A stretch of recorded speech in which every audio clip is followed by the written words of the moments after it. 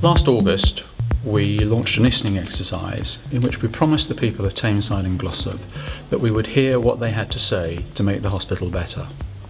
Hundreds of you responded to that listening exercise: patients, staff, outside organisations, interested parties.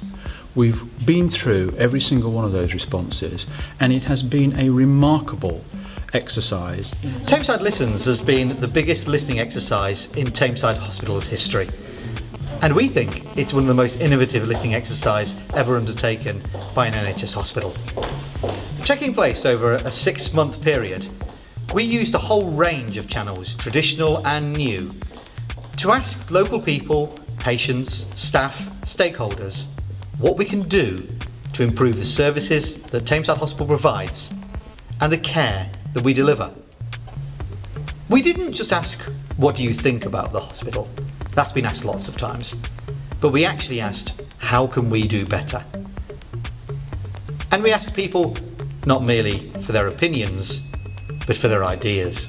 We received over 500 responses, and nearly 4 out of 5 of those responses contained a suggested action.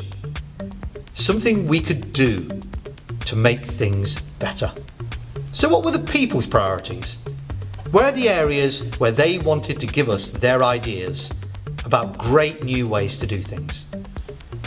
Well, people cared about compassion, care, quality, and people. We worked hard to analyse the responses and group them into suggested areas of action. And here are the top 10 areas of importance for local people and local stakeholders. Over half of the responses that came through Tameside Listens were things that we could do immediately and are happy to do so, or things that we will now put into our future improvement plan. I'm really delighted to have come here today and found out about Tameside's Listens. It sounds like it's been a really exciting exercise to engage the local community in what they really want to see from their hospital. And particularly what I'm really impressed about is we've got lots of ways of gathering feedback from patients about the services that they've received and experienced, but what this exercise has done is just ask a simple question: how could we do better, and let the people talk. So I'm really excited about what I've heard at Tameside today. A public engagement exercise that engages with its communities, with its local voluntary organisations and with its staff to genuinely hear and act on what people are saying are sensible solutions to problems that people encounter in the way they use their local services. People have the power to change things, and this is providing them with an opportunity and a vehicle to do that. As a foundation trust, Tameside has got 17,000 members who've all signed up and committed to be members of Tameside Foundation Trust, and what Tameside Listens has done has really connected with those members in a way that they can then contribute to improving the services and support that Tameside offers.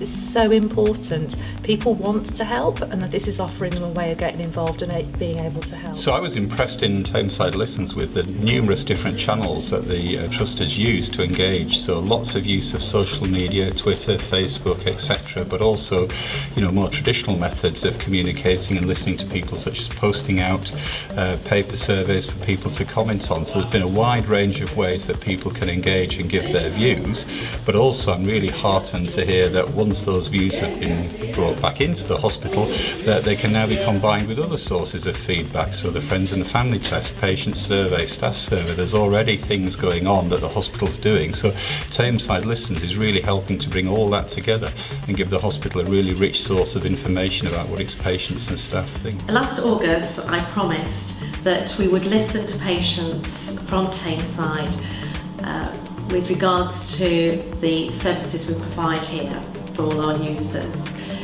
We've now done that, and I really want to thank everybody for the time to participate and to provide feedback to us. We have now listened. We will actually be agreeing the improvement programmes alongside all those suggestions that we've received and the feedback that we've received from all of you. So thank you once again, because it's been really important that we have listened and we have taken on board the feedback that we've received. Thank you.